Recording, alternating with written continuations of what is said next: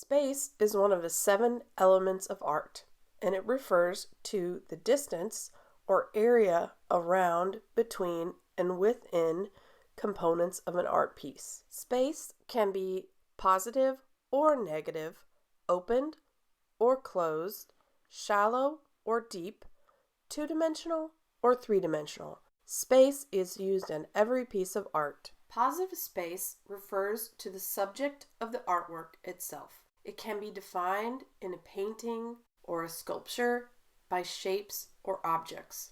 Positive space is also considered to be the artwork's primary subject, like this branch or the flowers on this tree. Negative space refers to the empty spaces the artist has created. It can be around, between, and within the subjects of an artwork. Negative space are the empty spaces or the blank areas in an artwork. It is where no forms, images, or objects are located. For example, in a portrait, the figure or the person would be the positive space, and the background would be the negative space.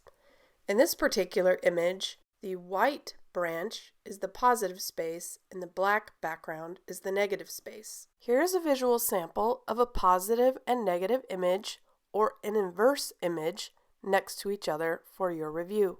In photography, a negative has multiple meanings. A negative in photography can be created on multiple types of material.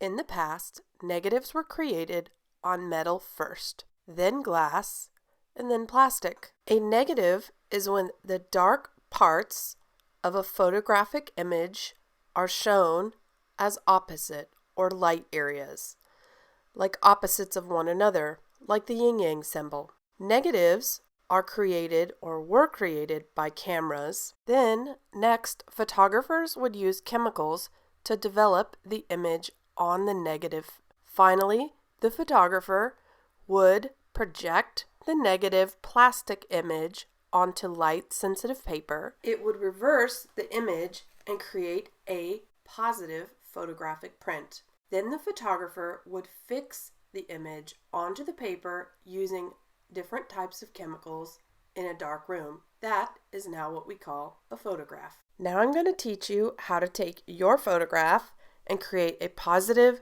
and a negative image using Photoshop. I've selected an image here of a hood ornament off an antique car. I already have it open in Photoshop, but what I'm going to do now is duplicate the image, so I have 2 of them. I went up to the main menu and I'm going to go to Image, Duplicate, and Photoshop will make me a second tab of the exact same image in a new window. The next step is to go to the Image menu, select Adjustments, and Invert. Photoshop inverted the colors of the image in one easy step. There are several ways to do this. Our next step is to create a new document to put both of our images together. So go to the main menu and click on File, New. I then clicked on the Print section of the dialog box because I want to print out my images when I'm done. There are many options here, but I'm going to stick with the letter size paper at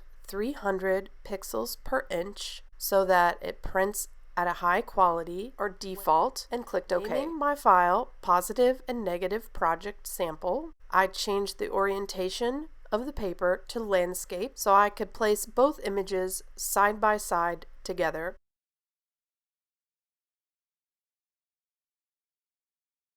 Now that I have a blank document, I want my rulers to show up so I can place some guides. I'm going to go to the main menu and click on View. Under View, we will see all that we need for rulers and guides. First, I'm going to have the rulers show up by simply clicking on Rulers. Now that I have rulers, I can pull over guides from the sidebars. Half of an 11-inch piece of paper is 5.5, which is where I'm going to place a guide. So I can put one image on half the paper and the second image on the other half the paper. Next, I'm going to toggle over to one of my other picture windows. I'm going to select the Move tool. After I have the Move tool selected, I can simply click on my image that I need to move into our blank document.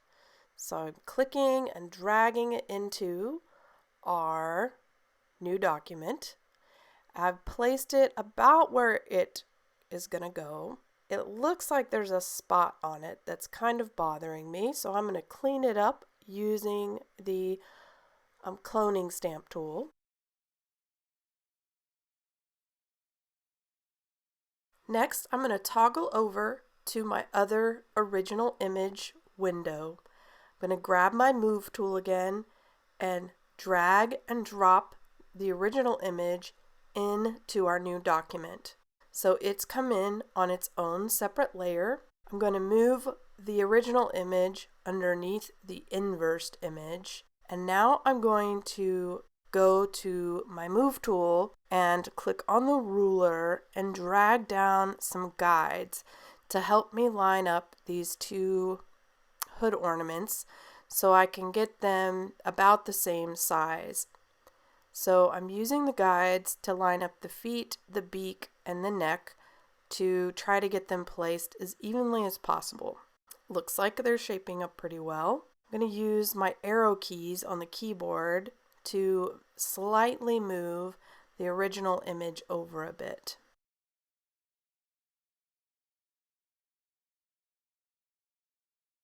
I no longer need my rulers, so I went to View, clicked on Rulers to remove them. I also don't need my guides, so I'm going to go to View, click on Guides or Clear Guides, and now we can see the finished project. As always, before saving, you want to go to File, Save As, change the name of your document, save it where you want. I always recommend saving the Photoshop file so you have the layered image in case you want to come back and make changes. And then also file saving as a JPEG file that you can have that's small and compressed and easy to email, print, or share with people. I'd like to take this project just one step further and convert it to black and white. Next, you go to Layer, New Adjustment Layer, and select Black and White. An adjustment layer will add a new layer in your layers palette. What this will allow you to do is isolate specific colors within your file. So you can take and make reds darker or lighter, values of gray if you wish, and this layer adjustment will allow you to hone in and isolate on specific colors. As always, you want to select File, Save As, and rename your image so that you do not save over the top of your original color file in case you want to use it again. Thanks for watching.